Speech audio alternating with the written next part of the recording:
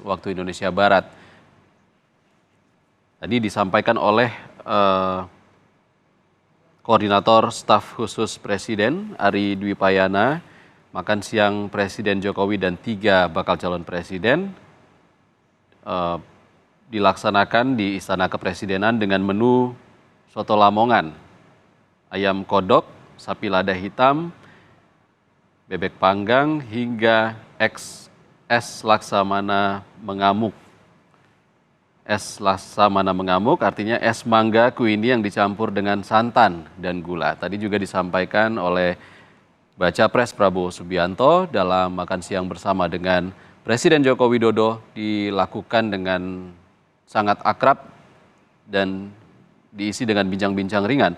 Dilanjutkan oleh Baca Pres Anies Baswedan yang menyampaikan rasa terima kasihnya kepada Presiden Joko Widodo dan sempat berhalangan hadir hingga akhirnya pertemuan makan siang dengan Presiden Joko Widodo yang sebelumnya dijadwalkan minggu kemarin dilaksanakan hari ini pada Senin siang karena Baca Pres Anies Baswedan ada kegiatan di Jember, Jawa Timur.